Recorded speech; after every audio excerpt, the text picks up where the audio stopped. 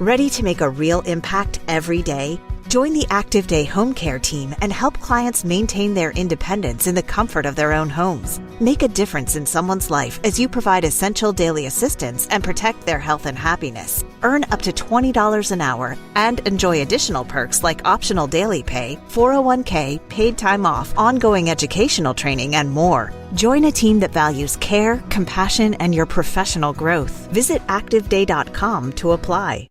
Hi, guys. Welcome to another episode of Creators to Creators today. Today, we have a special guest. Hi, I'm Jon Bailey. Hey, Jon. Welcome to the show. I'm glad. So, am I the only special guest, or all your other guests just regular guests? Yeah, they're regular. Or below average guests? Nobody ever says we have a below average guest today. Right. It's kind of like The Incredibles. When everybody's special, no one will be. No, you are special. Come on, amazing. I'm so happy to talk to you. So what the guests don't know, I love this guy. This guy's amazing. Jon, you are absolutely amazing and so Thank funny. You. Such Love a you wonderful. too. Oh, thank you. Such a wonderful spirit. Like when I first met you, I was like, oh my God, I was like in knots. It was so fun and just, you're great. So Thank you. I prefer epic, but I'll allow it. okay, epic, you're epic. I actually, obviously I know that you have an amazing resume and just amazing career. I like to start from the beginning. Like, tell us like where did it all start? A small town in Mississippi. That's pretty incredible. This kid, I'm trying to imagine you as a kid with like, did you always kind of have the love for voice acting? Before time began, it was. No, I won't go that far back. I always have been fascinated with audio. I was an audiophile. I loved sound. I loved the human voice, music, singing, just nature. When skip ahead a little bit before I get to the very beginning part, but when I was got my first computer, back when they first started making computers, one of the first things I started doing was like mixing my own sounds. I tried to recreate the background of Dagobah on my own with different audio files. I just was fascinated with it. Nice. And then backtracking a little bit, when I was much younger, I had a Fisher-Price tape recorder and I would record my own voices. And there's a Christian children's audio series called Patch the Pirate, based out of Pensacola, Florida. Nice. And at least I think they're based out of Pensacola, Florida. That's where I first heard about them. But they always sold their cassettes and CDs at the Christian camp that I went to as a kid. And I would try to recreate the voices on there myself, or I would take my Transformers coloring books and like record all the voices with the dialogue and the color, because the coloring books didn't have any of their actual stories. They were like really bad made up stories. Right. But I would kind of recreate those with the tape recorder and then play it back and act out the show with the actual toys that I had. Oh, wow. So it was just like, I was very fascinated with the human voice and just character voices and sound in general. But my first introduction into doing voices, though, was because I was a very competitive kid. My mom said, I can do Grover's voice. And I was just so, I can do it better than you, So I was like, this is like, I think I can do better than you can, kind of thing.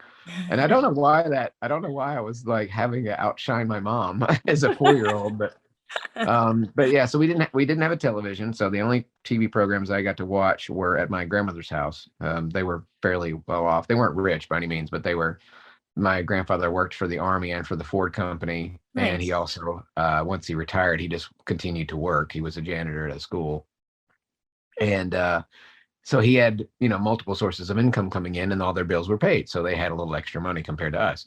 My dad lived paycheck, worked 2 full-time jobs, hardly ever saw him. But I knew he did that because he cared about us and because he was trying to take care of us best he could. Yeah. And because he was trying to get as far away from my mother as possible. No, I'm just kidding. So we would go there to visit, and all television, and PBS was the only thing available for kids to watch at the time. There were only 2 or 3 stations, really. Wow. So it was, Mr. Rogers and Sesame Street. And I remember starting with the Sesame Street and Mr. Rogers voices. And I remember later on when Star Wars came out, my mom was like, I can do Yoda really well. And I was like, well, that's just Grover with the, dyslexia. You really can only do Grover's voice, is what you're saying. But I guess I should be a little grateful to Mom, because she did have some knowledge to do that back of the throat, that thing that you have to do. Yeah. And that takes some skill, just even a little bit of skill. I mean, there's always that basic list of voices that everybody asks me to do. And it's just like, come on, guys, you're throwing softballs to a major league hitter. It's like, can you do Stitch? Can you do Yoda? Can you do any one character from Family Guy? And it's like, yeah, anybody can. And I think part of it is that they just want to be able to be validated. Yeah. They want to be able to, like, I can do a voice just as good as a professional, but they don't realize that guys like me are just like, oh, really? So we don't really put a lot of effort in, but it's like, give me a real challenge. So anyways, but yeah, that was my first introduction to doing voices. And when we finally did get to television, again, thanks to my grandmother, she upgraded her TV and gave us her old one. Nice. And I was the human antenna. That was the back in the day where one child had to be sacrificed to hold on to the antenna so that everyone else could be able to watch it. And if you tried to move to see it yourself, nope, that bad reception. I don't know why it worked that way, but it did. That's the way it was. And my mom only ever bought, G-rated films, because we're a Christian family. Definitely. So there was a lot of things in the 80s I missed, tons of things, music, movies, everything. I didn't get to see any of those things till I was in my late 20s, early 30s. Some of them I'm still catching up on. I finally saw The Warriors for the first time. Wow. A few weeks ago. And I was like, how did I not already see this movie? Warriors, come out and play. Yeah. I'm like, that's so famous. I hear it used in so many things, but I'd never seen what it was referencing before. And it's so funny because it's at the very end of the movie. It's like, man, I had to wait through all that garbage to see this part. And the whole time, all I could think of was like, this is just like Mystery Men with Ben Stiller. This is definitely where they got the idea for all the different gangs. Oh my God, yes. I know, right? Mind blown. So when we got a television, there were after school cartoons was the way we watched cartoons back in the 80s. And I was a very, very little, don't get me wrong, I'm not an ancient person. I don't remember much of the 80s because I was basically born in the 80s. So I don't remember much when I was younger. I was a little more of a 90s kid. But what little bit of the 80s I do remember was kind of just the intros for the cartoons were always better than the shows. Right. And the music, the theme song were always the best. We had the best theme songs out of every generation. We had Silverhawks, we had Thundercats, Transformers, G.I. Joe, My Little Pony, Rainbow Bright, Care Bears. I mean, we had some of the best stuff that they're still making today. Yeah. So it's like we started that. And when I first heard the voice of Peter Cullen, who is the original voice of Optimus Prime. Nice. In the intro of Voltron. And for some reason, it just that voice captivated me. I was like, that is the coolest voice I've ever heard. Mm-hmm. And I wanted to be that one day, not necessarily be him or do that job or work on Voltron, but just be that voice that people go, whoa, did you hear that? Nice. And I, full circle, 30 something years later, I ended up working for Transformers, and I fill in for Optimus Prime quite a bit. He's not super keen about it, but I always double check to make sure he doesn't or won't or can or won't before I even offer to submit. And but yeah, I'm definitely on his radar, not for good reasons. But Optimus Prime's a legacy character. He's been voiced by multiple people. He just came up with the original voice. But Hasbro owns the character, so I've actually had fans get extremely angry with me. Really? They're like telling me to stay in my lane and not take jobs from other voice actors. Like, you guys don't even know. Like, I had John DiMaggio's back. I found out about the whole Bender situation that's going on right now with Futurama. And I'm like, dude, I'm not going to audition for this thing. And he's like, dude, I appreciate you having me on my back. Because that's what you do in this business. You watch out for each other. That's awesome. You don't try to take a role from somebody else, especially people that you want to work with one day. You need to build a reputation that I am cool to work with. I have your back. I'm funny. I'm easy. I'm easygoing. Yeah. And I'll be your friend. I'll be your friend to the end. I before you know. Not in the Chucky sense. So there's kind of voice acting beef. Yeah, I kind of just started doing Optimus Prime's voice when I heard it on Transformers, and I immediately became a Transformers fan. Nice. And so it's so funny because I've been working for Transformers recently. I worked on a lot of Transformers stuff this year and last. So many things are under non-disclosure agreement still, but a lot of cool things. And every time they just like, they've never heard my story. It's like so funny because my name and voices are getting around, but they don't know my story. And I feel like the story is half of it, you know? So it's like they hadn't, there's like, we didn't realize that Transformers was kind of what basically inspired you to become a voice actor in the first place. I'm like, yeah, I have a great story. It would be really great for social media to put me in all of your things so you can get more people going like, wow, that's so cool. Now I want to watch more Transformers because of this. We should take advantage of that, Hasbro and Paramount. Anyway. But yeah, so from that point on, as a teenager, I started learning how to create character voices because I was in the puppet ministry at our church. Nice. And the youth director would always come up to me. They're like, "Hey, we need a sketch, or we need an on stage, production thing, or need something." I was always the guy that they came to. They would come to me with the sketch that they liked, and I was like, "This script is garbage." So I would just rewrite it and make my own thing, and it would end up being pretty funny. So yeah, it was like all of these things were skills I just didn't realize. I mean, even choir, singing, music theory, all these things were things that I needed to know and be very familiar with and good at to be in voiceover. I just didn't, all the pieces had not assembled yet. I had a box of Legos without any instructions, and I had to learn to become a master builder, so spaceship. Anyway, yeah, that's pretty much it. When Google first started compiling information, they would hire third-party companies. One was called ODP. And my brother, who's also in Atlanta, by the way, started working for them, specifically working on voice actor information, because, I mean, Google didn't always have that information. People put that information in there. And so he was one of the first people to find a picture of Lorenzo Music, the voice of Garfield. Nice. There was just no pictures of him out there. He didn't like to have his picture taken, or he just avoided getting pictures taken. But and that was kind of how we first started learning, because in the 80s, and even, I guess, maybe even in the 90s, I'm not sure, I don't remember, but at least in the 80s, they didn't put, Optimus Prime voiced by Peter Cullen. They just put a whole list of names in the cartoon, and we didn't know who did what. Right. We always assumed that the one female voice was probably the female voices, because it was like 20 guys and one female, which is still to this day. I had an audition the other day. It was for a game, and there was 24 male roles and six female roles. Wow. And I was like, it is no wonder it's so hard for women to break into this business. It's just, and I'd actually read this article where it talked about the human ear can distinguish between male voices better than it can between female voices. And I think that's probably why, but honestly, it's just a way to save money. They have one female do all the female voices, and they don't have to hire multiple females, but they'll hire a bunch of guys. And usually they'll hire guys that they're friends with, so they're helping each other out. It's a very political business, but I didn't know all that back then. I just wanted to be able to be good at voices, Yeah. So I started finding out who did what. I started just kind of working on doing impressions. My brother was really into impressions, but impressions will only get you so far in this business. They're much better for social media than they are for actual voiceover work. Because if they need Yakko's voice, they have Yakko. Right. Bob Paulson is still perfectly alive and perfectly capable of doing his own voice. Same thing with all the other voices. And there's only a few instances where it's like they can or they won't, and then they'll get a sound alike for it. But doing ADR has become a huge part of my business. So even that skill became really, really necessary. Just doing impressions, and all ADR is, as well as specifically it's voice matching, is just doing very, very good impressions. Okay.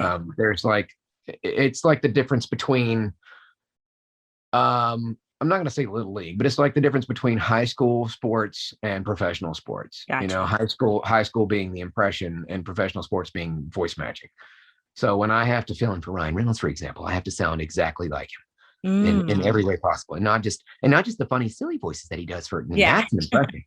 But when I do Ryan's voice, I mean, I have to actually perform as Ryan Reynolds. So it doesn't sound like it's acting; it sounds like I am Ryan Reynolds, and I'm not. Really? I'm not Ryan Reynolds.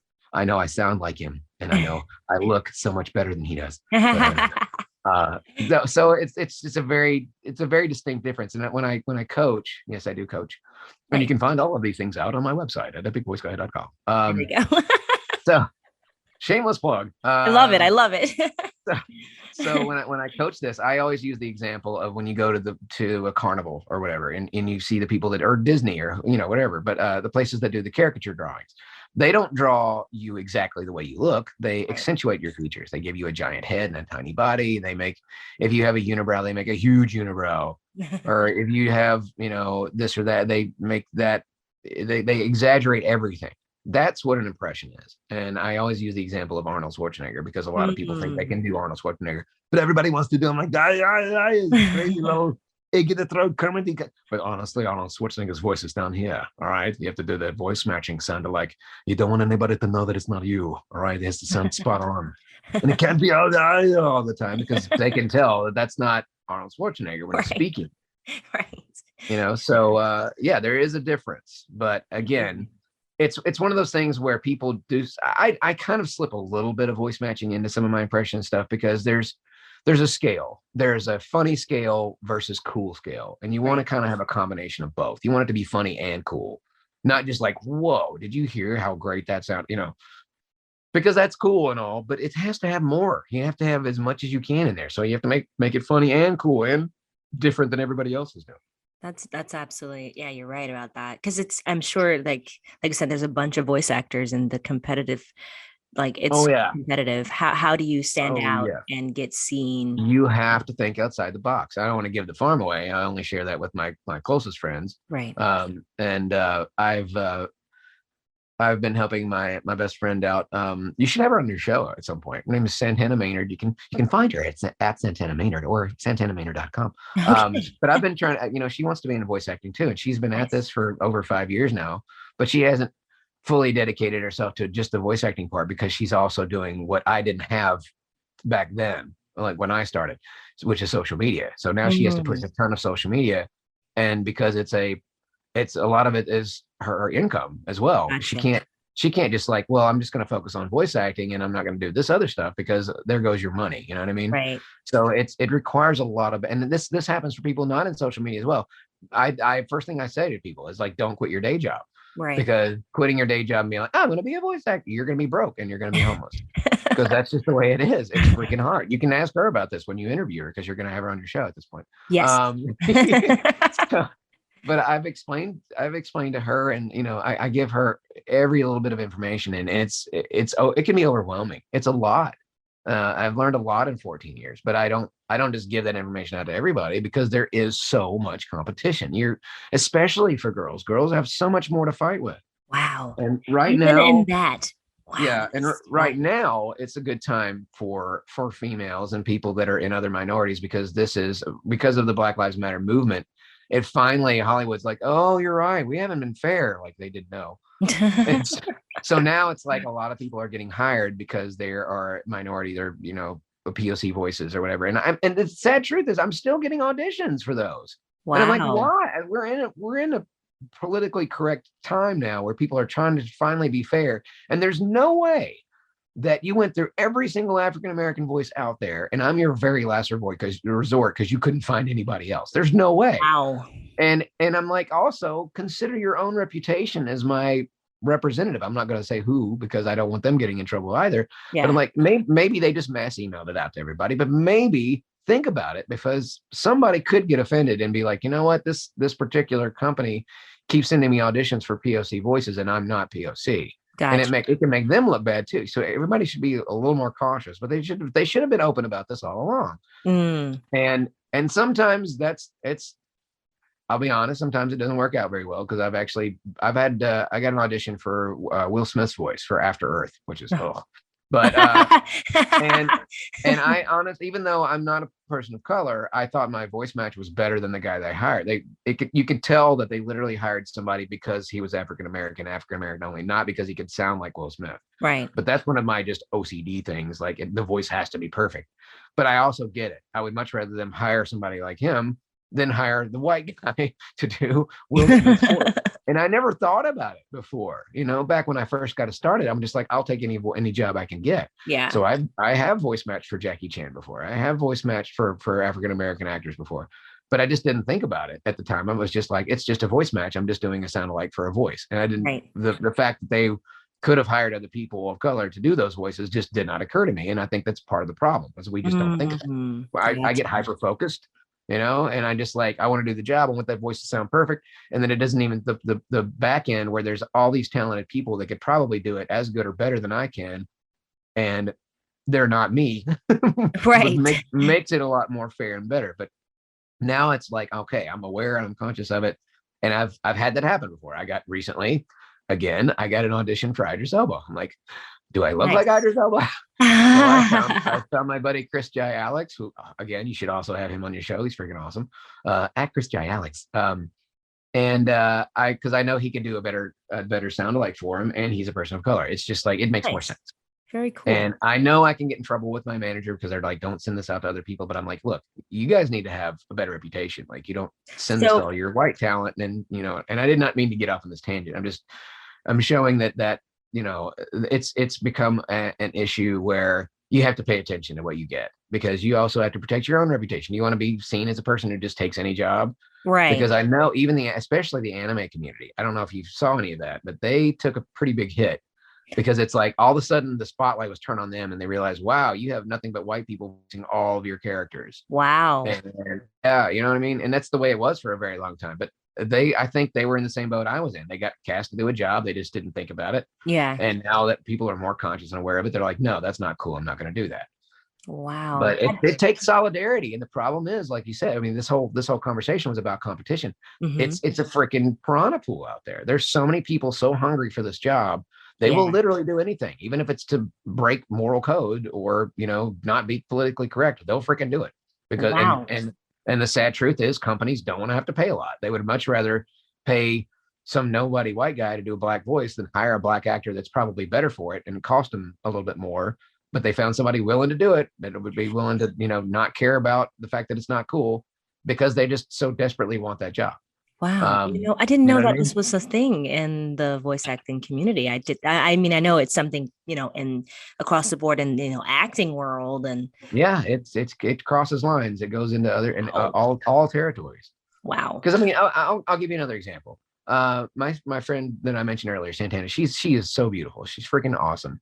But the truth is, most of the people are liking her content because of the more risque stuff that she does. And when I say risque, I only mean, you know, swimsuits, whatever. Yeah. But it's like that, they'll freaking fawn. But you show off her talent, you show off her skills and her abilities and her acting stuff. And it's, that's not what they want. So it's the audience too. The audience is feeding into that. We only want girls to be sexy. We only want girls to not wear as much clothes. That's what we want to see. Right. And it's just not fair, because you're more than that. You're so much more than that. And it's not fair to you that's all you can do to get them to like you. It's just, you know, be sexy, quote unquote. And it's just, it's so hard, because it's like, people have to do that in order to get income or in order to grow followers. But it doesn't help towards it. The only way it helps towards your overall goal is whenever it increases your fan base. Right.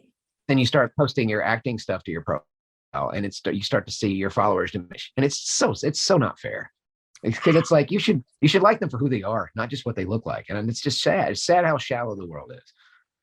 Yeah. And it's true, because mainly social media, you probably know this as well. Social media is mostly full of, you know, 40 little teenage boys. So it's like, I get it. But at the same time, it just seems like it just makes it so much harder to get to your overall career goals, because you're only seen as a pretty face or a nice body. Yeah. And it's just not fair. That part. You know, and I've never had that problem. They do not look at me and see a pretty face and a nice body. So I have to be talented. I have to show people that I can do things that nobody else can do, or I can do things better than everybody else can do, because I don't have that working for me. But it's sad that it has to be that way. And I'm not gonna say anything negative about anybody else, but I have noticed that more people talk to me now since I've lost 100 pounds. Really? I'm not gonna go and say that it has anything to do with people being shallow or people fat shaming or having problems with how you look or whatever. And I know it might have also had something to do with the situation that I was in, relationship wise. It may have been that they did not want to talk or hang out with me because of that was a situation that they did not want to be around, and maybe I was blind to see that. I don't know. But it definitely feels a little bit like, it's like, oh, now you look like a normal person, you're okay to talk to. Wow, that's so sad. Yeah, but so sad. But it's Hollywood. You know what I mean? I'm not going to name a name here, but I actually had a a well-known actor came by to see him after I'd lost a bunch of weight. And this is an exact quote: "You look almost normal." Wow. Right? Wow. Are you serious? I know. And all of a sudden people are wanting to hang out with me. They're wanting to invite me to stuff. And I'm just like, I can't help but think that they may have something to do with it. It's sad. It really is. Because I remember back in the time where I was fat shamed, literally like Game of Thrones style, off of the Universal Harry Potter ride. They I waited with my friend Kevin, who's I'm name dropping a lot of folks. Kevin Brooks, one of my best friends, freaking great guy. You should have him on your show sometime. Awesome. At Kevin Brooks. Shout out to Kevin. Yeah, so Kevin's worked on Annoying Orange for years, and he's a great friend of mine. He's actually one of the big people that helped inspired me to as well as Santana did, but they're two of my best friends, to lose the weight and to focus on eating right and being healthier, because they were right. I was slowly killing myself, and what good am I to my family if I'm dead or in a hospital with serious health problems and can't work anymore? Right. So I had to start doing something. It wasn't to get sexy. It wasn't to get people to finally talk to me or notice me and invite me out to things. I was just literally doing it for my own health. That's good. And it's just so weird how things changed. And all of a sudden people are like, "Oh, I'm talking to you now." People that never texted me before, texting me back, "Oh, don't worry, you're never bothering me. I love to hear from you." Like, wow, okay. Wow. Anyway, back to my story. Yeah. So he and I went to Universal. I'd never ridden the Harry Potter ride before, and I heard it was awesome. But I didn't see the test seat out front. We just walked straight to the thing. And the line back then was really freaking long. I didn't have fast pass or anything like that. So we probably waited in line 45 minutes to an hour, walking through that whole castle, trying to finally get down to the final little bit of the line. And this teenage girl comes up to me and she's like, "Sir, have you tried our test seat?" And I'm like, "Test seat?" And they're like, "Can you come with me, please?" And I follow her and I go sit in the seat, and the light turns blue instead of green. And she's like, "I'm sorry, your body's you're not." Well, she put it in a way that was very offensive. She's like, it was something to the effect of, "You're too big for our ride." Oh, wow. Or you won't fit on our ride. And instead of there's a waiting area, folks. There's literally a waiting area right next to the ride for people with small children in strollers, people who just don't want to ride the ride. And you can sit there and watch Harry Potter movies while you wait. Yeah. No, did she do that? No. She drags me back to the line and makes me follow her all the way out past the line, past every single other person, to lead me out of the building. Wow. And she might as well had a bell and been going, "Shame, shame." Seriously. Oh, that's horrible. She literally fat shamed me off the freaking ride. And the only way Universal made it up to me was when I came back. I'd lost like 35 pounds. And I found the test seat up front, and I got in it, and the light turned green. And the guy was like, there was a staff worker there. He's like, "Oh man, that's awesome." I was like, "Yeah, last time I came in here, you guys fat shamed me off the ride." He said, "Could have just waited by the door, but no." He's like, "You know what? Here." And he gave me a fast pass to go to the front of the line to make up for it. Wow. And I'm like, it didn't duct tape the damage to my heart. Yeah, I know. But it was kind of like, at least they tried it. Because honestly, that little girl, man, I could have, if I was her mom, that would be a right red rear end for that person. She needs a good smacked bottom. Fat shaming a poor little old man. Anyway. Man, wow. But hey, you're amazing. So screw that little girl and all that stuff. I know. Okay, I still love you, Universal. Don't hate me. No, yeah, we love you, Universal. You're amazing. Absolutely. I wonder what's a day in a life of a voice actor. What's that like for you? What's a day? Well, I wake up in my Egyptian cotton sheets with a harem of beautiful women surrounding me, fanning me and feeding me grapes. I love it. No, I spend most of my time waiting for checks to show up, trying to work on as many things as I can, as much as I can. I've devoted a lot of time to helping Santana because she's my freaking best friend, and I want to help her bypass the pot. Because good grief, it took me so many potholes. I had to learn everything the hard way. Every lesson in this business, I had to learn it the hard way. What not to say, what to say, what to do, what not to do, everything. And I fell in every single pothole. And I'm like, you know what? Going through this business is literally like going down a road full of potholes with a blindfold on. Wow. So at the least I can do is take her by the hand and guide her through without her falling in any holes. She'll save 5 to 7 years. Wow. But not everybody has somebody to do that for them. I wished I had a mentor like that, a friend like that would help me to get through this business faster. But some things you really do have to learn yourself. Yes. But it's, but there's a lot of things that I can help just to speed things up for, but I don't do that for everybody. But yeah, it's a hard freaking road to plow, or whatever they road to plow. Yeah, you make it look so easy. It looks easy because I show you guys the good stuff on social media. That's just how you do. I mean, every voice actor is literally the extra read all about it kid on the corner, or the guy that's selling that's selling fruit, the fruit cart guy that's like, these are the best oranges ever, I'm a dancing voice monkey. I'm a little, like the guy with the accordion on the corner.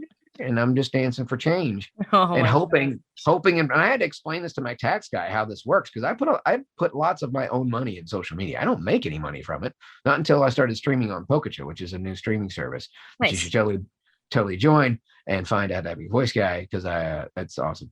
But yeah, it's, I stream things there that I don't stream anywhere else, and voice stuff, and people are fascinated with it. They really like it. And they actually give me gifts there, which is unusual for me. I'm usually the one gifting other people, not getting gifts.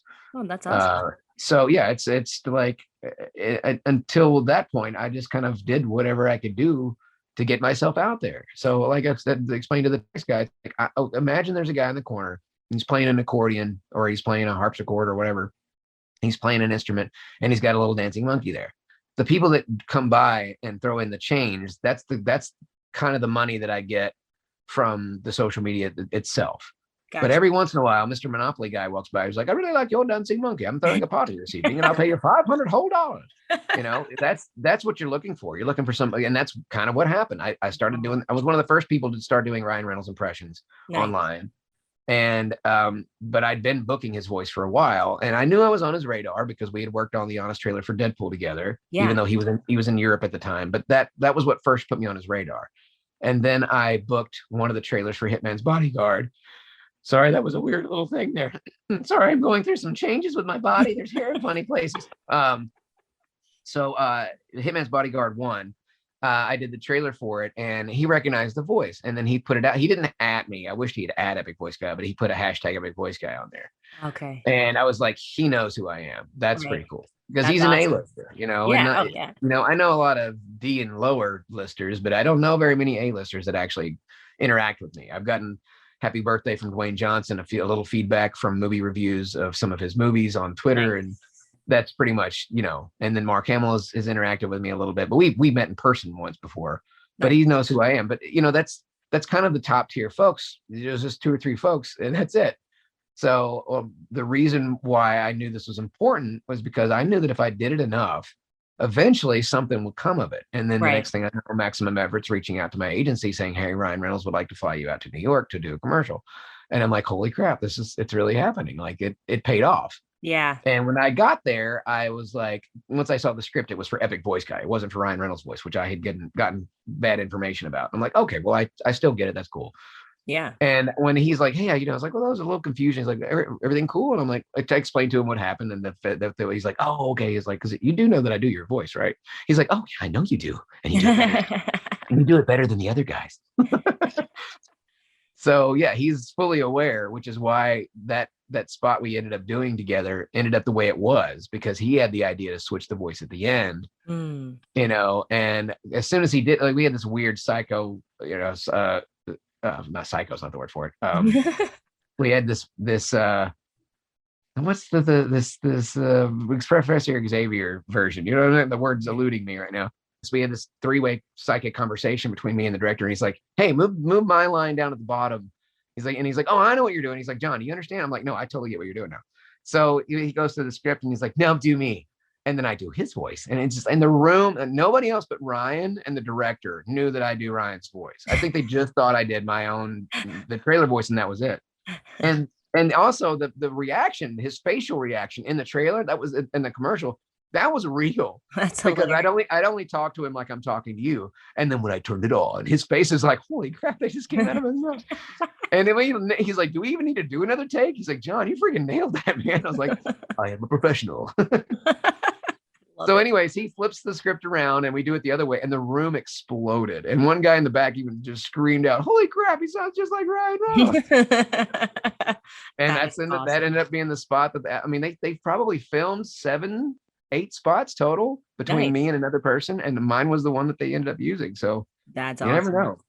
But God it's is like good. those, yes, all the time, because it's like you do this stuff and you just never know what's going to happen from it. So Yeah. you keep putting stuff out there and doing the best that you can, and making stuff that's either different or better than what everybody else is doing. And I get a lot of people that's like, your stuff is like watching TV or movie quality. And I take that as a very big compliment, because I make this stuff on my freaking phone.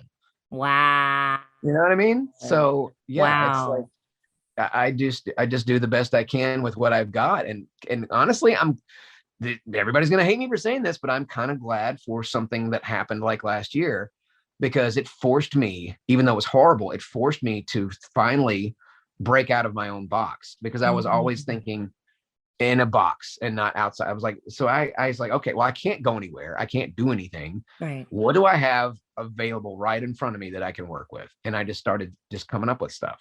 And then I've gotten it, if anything, it improved my ability to come up with ideas and to improvise, which are very, very good qualities to have for the kind of work that I do. So, and look, this is hard. It's hard enough just to pursue a voiceover career, but Yeah. to also be a social media content creator at the same time when you're doing this much. And by the way, my career is exploding. It's just like, there's so much stuff that I've worked on it's taken forever to come out, but compared to where it was like one job a month, Right. Right. it's doing a lot better now. And it's still a grind. It's still freaking, I mean, when I first started in my career, like when I first got into voiceover, to go back to my original story, my ex-wife now, don't go into that situation, but she had found an advertisement on MySpace, and she made me a MySpace page. That was what it was. And there was an advertisement on my MySpace page, and it was like, she's like, oh look, they do voiceover, and it's in Memphis. And I'm like, yeah, it's just a stupid, I mean, it was, for me, it was a party trick. It was a way to make people like me, or my social awkward self. I mean, you see me at a party. That's just, it's what I do, because I don't know what else to do. So it's like, just do voices, they'll like it. No, And you're great. it always, yeah, it always ends up being a semicircle around like, okay, let's make Jon do the dance. And anyway, so it's like, yeah, whatever. She's like, and she gave me a really great piece of advice. She's like, well, the worst they can do is say no, right? You know, and I'm like, yeah, you're right. The worst they can do is say no. But it does also take more than just getting in front of people. You have to be good at it. You have to have talent. You have to have experience. You have to have tons of practice. And I just went in there and did my thing. And they hired, well, it was so close to Christmas that I did the night before Christmas, and I wrote a different name or character or accent on every page. Wow. And because they basically said, whatever you do about a minute's worth. It was kind of like auditioning for the company. And it wasn't a normal company, because they kind of acted as agency and studio, but they mainly pushed non-union talent. But it was experience, and it got me my first intro into voiceover. It got me some of my first bookings. Star Wars, within the first month, I booked a Star Wars commercial. Nice. I booked a voice of, I actually have a Star Wars toy on my shelf that I did the voice for. There's like four different toys that have my voices in them. Nice. Anakin and Captain Rex. Oh, and wow. But back then, I was, to kind of tie this into what I was talking about before, I was only booking like one job a month. And I was like, you can't live off this. This is impossible. Because some of these jobs only pay like $300, $500. It's like, you can't live off that, not with a family. No. even if you're solo, even if you're single living at home, that's not even enough for your basic expenses. Yeah. So and I even asked him, I was like, look, shouldn't I be booking every day? And then the producer was like, I have people that have been repped with us for 5 years and they've never booked a single job. You're doing great. Wow. And what he probably meant was, I'm doing great compared to what they were doing, but I was not doing great compared to what I'm doing now. You know, there's a big difference. When you can book more than one job a month, when you can book a job a week, then you're doing great. Even when you're just getting multiple auditions all the time. Some people don't even get that. I never talk about this publicly in social media, because I don't want to make anybody feel bad. Yeah. You know, I don't want to make anybody else be like, why is he getting all the auditions and I'm not? Well, you work hard. I have no control. Yeah, I have no control over that. And I've been there where I wasn't getting any auditions, or what I was getting was just garbage stuff. It was just not, I wasn't booking anything. Yeah. So, and because I'm not great at commercials, you know, I wished I could be, but even though every single commercial is like, guy 30 to 40 average guy next door, dad, friend type. I'm like, that's literally me. I mean, that's what I'm doing right now. This is the voice of that. And I never ever book it. But then you need to sound alike, a character, an accent, a narrator, a storyteller, all day. Wow. Have you ever thought about acting like in front of camera? I have. Well, I mean, obviously the Mint Mobile commercial that I just mentioned. But I also was in a hotels.com commercial. I was in a Nice. Mitsubishi commercial. I was in a very short-lived, conceptual idea where Smosh, if you're familiar with YouTube, Yes, Smosh tried to do their own. Smosh tried to do their own sitcom on YouTube and see how it would work, and they did one season. And I was a character in that. It was like, but it's like the thing is, I can do it. I know I could do it, but I don't pursue it. I see. Because it takes so much more time to pursue it. And if I didn't already have an awesome career, or if I had a steady income to where I had and I had the availability to go do in-person auditions, I think I'd be great at it. I think if I go through UCB, Upright Citizens Brigade, or any of the other improv groups and work my way, I could easily be on something like SNL or whatever. I have full confidence in that, but I know it takes up a lot of time and money. Yeah. And right now I'm, like I said, middle of a divorce, and I have a grown autistic man to take care of that's 19 and 185 pounds and 6'2", and I have I have responsibilities, and I have to go with what's making money. And right now voiceover is making money. I'll take those jobs when they come, but I don't actively pursue them. I don't go out for auditions and callbacks and stuff, because what usually happens is I totally fail in the callback portion. Gotcha. I did great to get like, oh man, they want you to come back in, and for some reason I just can't get past that second step. And you mentioned at the very beginning that I have a huge resume. I really don't. I have a lot of work. I mean, I've booked over 7,000 jobs and counting. That's insane. I lost count a long time ago. It's good grief. It's probably closer to 9 at this point, but I don't have time to count. Whew. Because I mean, sometimes you book a campaign and it's like 35 spots, Right. That's 35 different jobs. I could say that I booked one job, but that's not accurate. I booked 35 jobs. Wow. So they do add up. And but mainly I just do additional voices. So that's a lot of NPC, non-playable characters, kind of like Free Guy. They made a whole movie about non-playable characters. So I've only been a main, but never a playable character. Mm-hmm. But I've been, tons of video games, all NPCs, lots of movie trailer narration stuff which they don't credit you for on IMDb. Oh, wow. And anime, again, background characters, never a main. And additional voices, and Animaniacs was freaking cool. The only time I ever played a main character was in Transformers Combiner voice, where I was Optimus Prime. Wow. And that was a big deal for me. So it was definitely a credit. But and even in the movies, like I fill in for Ryan Reynolds' voice for all of Detective Pikachu, but only a few little bits and pieces actually got left in. But I'm also a reporter before the final battle. That's just an additional voice credit, but it is a credited role, and it's in a movie. Yeah. And then I was Shockwave and Soundwave in Bumblebee movie, which is my 2 favorite, by the way, Transformers characters. So Optimus Prime's actually my 3rd, but he's my favorite voice of all time. But as far as characters in the franchise, it's Shockwave, Soundwave, Optimus, and it checked off a huge bucket list item for me. That's because awesome. I had one of my very early goals was I want to be a voice actor in something officially Transformers as a Transformers character. I had to be very specific because there's humans characters in there too. Yeah. I wanted to be a Transformer in an official Transformers project alongside the original voice of Optimus Prime as Optimus Prime. And I literally checked that off my list. It's literally like my line, his line, my line. And I'm like, that is the coolest thing ever. That is going in my demo. Yeah, absolutely. So amazing. But yeah, it's a thing, And when I went to set, we accidentally saw the very first screening in the US of Bumblebee movie by accident. And I was with my 2 youngest children, and it blew my mind that they had used all my temporary voice stuff was still in there. So it was me as Optimus Prime. Oh, wow. And because I did a lot of what ADR is we do the scratch or the temporary tracks early on. Right. And I had double checked to make sure that, he couldn't or wouldn't And because the job was scale, he had turned it down, which that's his prerogative. But I got a family to feed, and I'd rather it be me than some intern game. Come on, Autobots, let's transform and roll out. So, so yeah, and it was just like, but that was an intro. That was a foot in the door, and I was able to do other voices for them, and that led to Transformers Combiner Wars, and that led to other commercials and other projects and video games, working in other projects that I'm not allowed to talk about yet. But you just keep putting it out there. You keep doing everything that you can and be the best at it that you possibly can be. And eventually it will open up to you. The one thing I didn't learn early on is that how important networking is. Mm-hmm. But it's not just how important it is, it's when. Yeah. Because networking is great.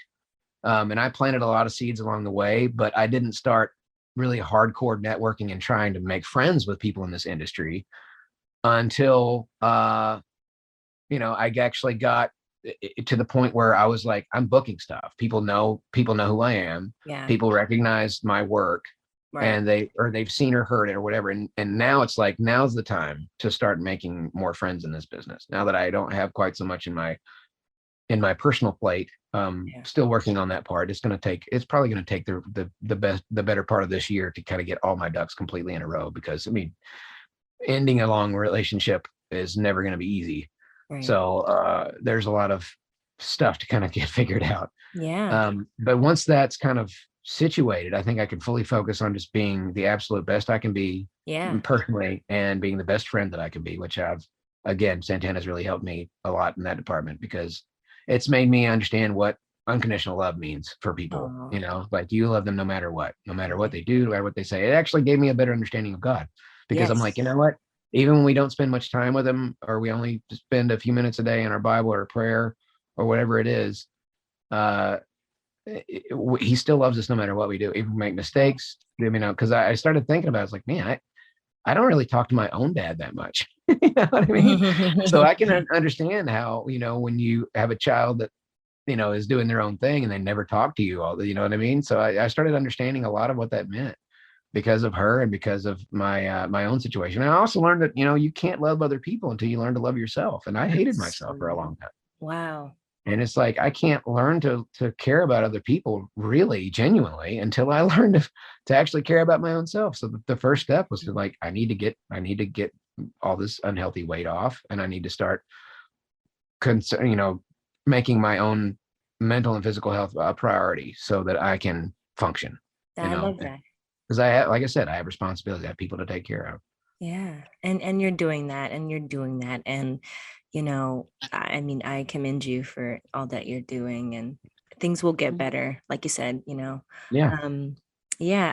Well, you kind of pretty much touched on that. I like to, in the interview, saying, asking a question of, like, what advice would you give for someone who wants to be a voice actor? But you kind of touched on that. So I want to ask that.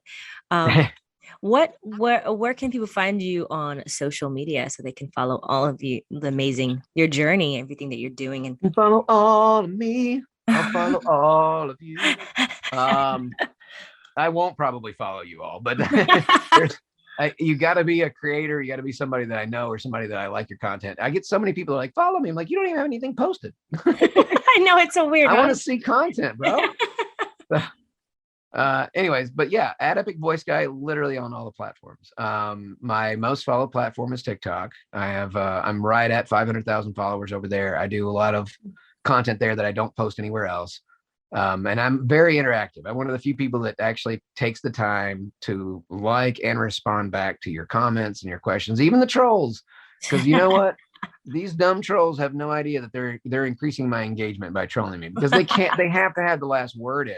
Yeah, they do. Sometimes it's the easiest thing to do with them is whatever they say, I just say the opposite. I'm like, man, this is horrible. I was like, no, this is the best. No, this is bad. No, this is good. Just keep on going. And they'll boost my engagement so long, and they have no idea. Like, you know what? I could block you at any time and delete all these comments, but you're helping me. You just don't realize it.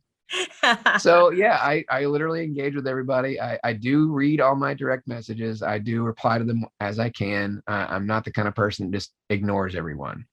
And I know that would probably get me more followers if I made myself less accessible, so people would be like, oh, he finally noticed someone. Now I have to comment more. I've never been like that. I'm not going to change who I am for anybody. I mean, I'm trying to become the best version of myself, and my friends like Kevin and Santana are trying to help me do that as well. I have a very small group of friends that want what's best for me and actually care about me back. Yeah. And so it's like that helps me to become a better, but I'm not going to change who I am. You know what I mean? I may change what I look like. I may be, I'm finally trying new things and being open-minded to things that I wasn't open-minded before. I didn't try before, but now I'm actively like, you know what, I'm a human golden retriever. And I when I find somebody like them, I love them no matter what. And I take care of them the best I can if they ever need me for anything at all. And, the same thing for my children. If they need me, I'm there for them 24/7. And I try to be that way for everybody, but especially, my own family and my friends first. Yeah. But, I try to treat everyone that way because, and I mean, I'm not into the position where it's like, oh, I have my dog lost his leg and I'm also blind and I'm also a veteran. Please send me $5,000 to help me. I mean, come on, I'm not stupid. Right. And I mean, there is this really sweet Nigerian prince that wants to marry me if I just give my social security number, but no, I'm not really dating anyone right now, and I don't swing that way. But no, I'm a human golden retriever. My heart is so much bigger than my body is. And sometimes that doesn't always work for me. Sometimes that ends up making me get hurt and making me sad, or I feel like I'm being taken advantage of, or I'm not receiving the same level of friendship or affection or whatever back. But then I go back to the whole thing. That's what God does, though. God loves us unconditionally, no matter how we treat them, no matter what they do, no matter if they spend more time with someone else or with other people or with themselves or whatever it is, or they're focused only on their careers or their hobbies. Yeah. Or, whatever, it doesn't matter. And it's like something that you have to learn, and something that I have to get my heart used to, because I need to learn how to care. Jesus loves us no matter what. Yeah. And I don't mean to get overly religious on your show. No, I love it. I don't normally talk about politics or religion or money. And I feel like I've done all three. But it's just like, that's how we should care about each other. And that's if humans would care about each other the way that Jesus loved us, this would be a much better planet. You know what I mean? There would not be war. We'd be trying to help each other out. Yes. We wouldn't be trying to like, you know what? Yeah, we can help you make nuclear power clean and not worry about weapons being fired. But the truth is, people are greedy, selfish. Yeah. They only care about themselves. But we have to love them anyway. Yeah. The Bible says to love the sinner and hate the sin. I mean, I can hate the sin all day, but you have to love the sinner. You know how hard that's a strong term. Love the sinner. That's tough. Yeah. And that includes ourselves, because the one thing people don't think about Christians is that we're messed up people too. Oh yeah. Being a Christian and having faith in Jesus Christ does not make you a better person. Right. It does not make you better than everyone else. Right. Or, we're sinless and we're still sinners. We're just forgiven. And, so we have the Bible is very clear about judging other people. You don't point out people's little splinters in their eyes when you have a freaking tree sticking out of your own. That's it. So I have no room to judge anybody else. And if Jesus hung out with publicans and harlots, I mean, the worst people on the planet, tax collectors, we still hate tax collectors. But he went to actively hang out with them. Yeah. And if they have a problem, if people have a problem with me being friends with Instagram people or cosplayers or people in the LGBTQ community, Jesus loved everyone. And I have no place to judge anybody else despite their personal beliefs or their personal whatever. It has nothing to do with me. Right. All I'm commanded to do is be an example of Jesus Christ and to love other people. And you are. And I'm doing the best that I can, and that doesn't, like I said, that doesn't always feel so good, because sometimes you feel like you don't get loved back. But not everybody loved Jesus back either. In fact, the main people that hated him were the religious folks, which is why I don't normally hang out with a lot of religious people, because they think that they're better than everybody else. Oh, you're preaching now, Jon. Sorry, I know. I love it. I love it. It's been a minute since I preached, but yeah, I did. I went to Bible college, and I mean, honestly, even the public speaking part was another thing that helped in voiceover, because it helped me get out of that fear of getting in front of people and actually saying things. It's beautiful. That's beautiful. I love that. No, thank you so much for that, because you are right. It's so great and refreshing to hear that, like, someone that is in the industry that, has done so much, but also at the end of the day, you keep God first. And that's very refreshing to know. If you don't, it won't work. And I know for a fact I've done things I can't explain. I've helped people out with finances, and God literally gave me the money back to the dollar, and sometimes a little bit more within a very short amount of time. And it's like because it's like I knew I felt compelled to help somebody, and I'm just like, you know what, I should ask that person if they need help, because God knows they need help. Maybe I don't, and I'll just ask him, and like, it's funny you should mention that. And then, and even though I don't know where the money's going to come from, I'm like, you know what, I'm going to do this because I feel like God made me to do this. And then I get it back, or I get it even bigger, or I get jobs, or I mean, people often forget we're not just blessed financially.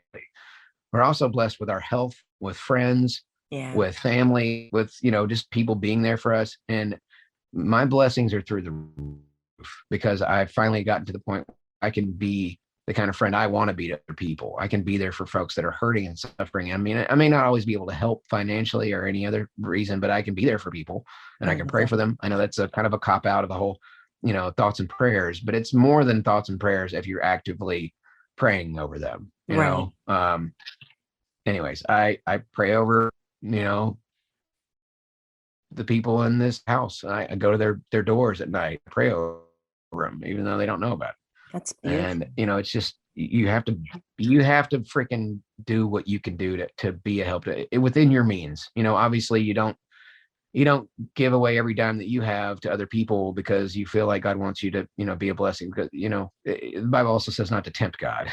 Right. So I'm not trying to be like, okay, God, I gave every dime away. Now you got to take care of all my bills for me. But when I feel led to help someone, or even if it's just to listen. I mean, I have a couple of friends right now going through some really, really hard things. My friend Santana, she has gone through an extremely rough year last year. Yeah. My ex is going through some hard things with her. My kids have gone through some hard things. I've gone through some hard things. Everybody's going through hard stuff. And I think what has happened is that a lot of people were going through hard things all along, and 2021 kind of just made us realize it. 2020 and 2021 made us realize that people are going through hard stuff, because being isolated and having to confront basically ourselves, I think we all started to realize that we're going through hard crap. Yeah. And I know that those years kind of probably caused a lot of hard crap to come to the surface, but people losing their homes, people losing their jobs, people, losing family, or being in the middle of family situations where there's like, oh, good grief, I could go on and on. I've heard it all. Yeah. People being cheated on, or finding out that they have been cheated on. I mean, it seems like everybody's got something, and they're finally like, you know what? I'm not alone. I'm comfortable talking about this now, because I'm not the only one going through something. Right. Wow. Yeah, that's so true. And it's so funny. It's like, when I think about it, like, with all that, the gifts and talents that God gives us, and the places that we get to go, and the things that we get to do with our career, at the end of the day, right, that the thing that matters is what kind of impact did we leave on people's lives? Did we love people? Did we keep God's command? That's what matters at the end of the day. Like, once our life is over, there's another life. So it's like, just keeping that in mind always helps me to spread that love.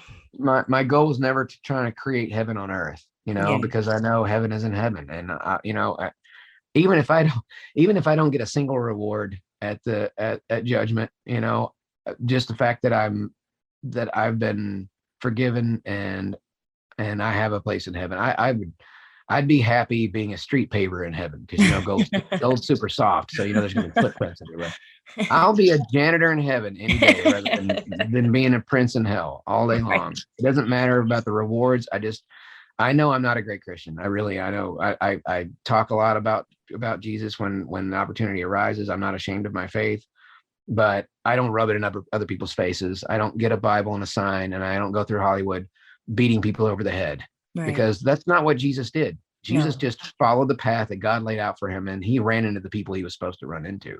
That's it. And I feel like if God puts somebody in my path, it's for a reason. And my life has honestly changed since I've met Santana, and since I've met Kevin and several other people out here. It's helped me realize where I was and where I needed to be, and motivated me to go towards that, instead of staying complacent and being satisfied and just being, miserable, being where I was. Yeah. And it's like other people see that, it's starting to, other people are seeing the confidence, other people are seeing the security in myself. Yeah. I'm still very socially awkward, but I've learned how to act better. Yeah, So no, that's people great. can't tell that I'm socially awkward. No, that's great. Oh man, this was refreshing. It was so good talking to you and just, Thank you. talking about your journey and the things that, that you've done and where God is taking you and continue, to do in your life. So I am so blessed. Thank you so much for just coming on and sharing these nuggets, these beautiful nuggets and life lessons that, I think we all can learn from and add to our Yeah. journey. So thank you so much for coming on. Thank you very much for having me. I really appreciate it. Thank you. All right, guys. Well, that's another wonderful episode. Until next time, always remember to live, love, laugh. Bye.